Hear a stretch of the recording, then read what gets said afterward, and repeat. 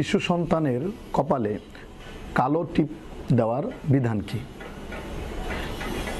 তো আমাদের সমাজে দেখা যায় কোনো সন্তান যখন ছোট থাকে তখন তাদের মা বাবা যখন তাকে নিয়ে কোথাও যায়, রাস্তাঘাটে বের হয়, তো মানুষের কুদৃষ্টি এবং বদনজর থেকে হেফাজত করার জন্য কপালের কোনো এক সাইডে কালো টিপ পরানো হয়। তো এই ক্ষেত্রে যে জিনিসটা লক্ষণীয়, যে কপালে টিপ দেওয়ার মাধ্যমে যদি এটা মনে করা হয় যে এই কপালের টিপের শক্তির মাধ্যমে, এইটার ক্ষমতার মাধ্যমে যে বদনজর থেকে হেফাজত হবে, তাহলে এটা কিন্তু একটা কুসংস্কার। এটা কোনো ক্রমই ঠিক নয়, এটা গ্রহণযোগ্যও না। হ্যাঁ, বদনজর থেকে হেফাজত করার জন্যে মানুষের কুনজর এটা পড়তে পারে, কারণ হাদিসের মধ্যে আছে আল আইনু হাক্কুন, যে মানুষের দৃষ্টির একটা প্রভাব আছে, এটা সত্য। কিন্তু আমরা যদি হাদিসে লক্ষ্য করি তো আমরা দেখতে পাবো যে রাসূলুল্লাহ সাল্লাল্লাহু আলাইহি ওয়াসাল্লাম হযরতে হাসান এবং হুসাইনকে তিনিও বদনজর থেকে হেফাজতের জন্য আল্লাহ পাকের কাছে কোনোভাবে দোয়া করছেন।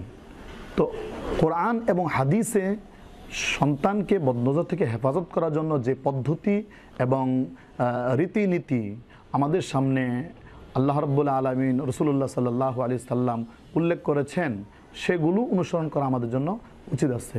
রাসূলুল্লাহ সাল্লাল্লাহু আলাইহি ওয়াসাল্লামের হাদিসে দেখা যায় যে রাসূলুল্লাহ সাল্লাল্লাহু আলাইহি সাল্লাম দোয়া শিখিয়ে দিয়েছেন যে কোনো সন্তানকে যদি বদনজর থেকে হেফাজত করতে চাও তাহলে দোয়া পড়ো।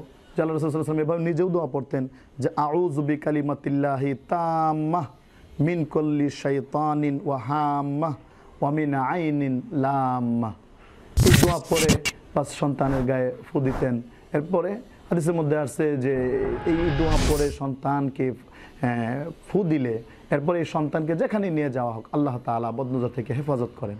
তো সুতরাং আমাদেরকে এই কপালে টিপ না দিয়ে সেই কুসংস্কার বা অন্য ধর্মের কোনো রীতিনীতি অনুসরণ না করে কোরআন এবং হাদিসে বর্ণিত যে বিধান আছে সেই বিধান অনুসরণ করলেই আমরা মুক্তি পাব এবং আমাদের সন্তানরাও মুক্তি পাবে এবং সমস্ত প্রকারের অনিষ্ট থেকে হেফাজত থাকবে।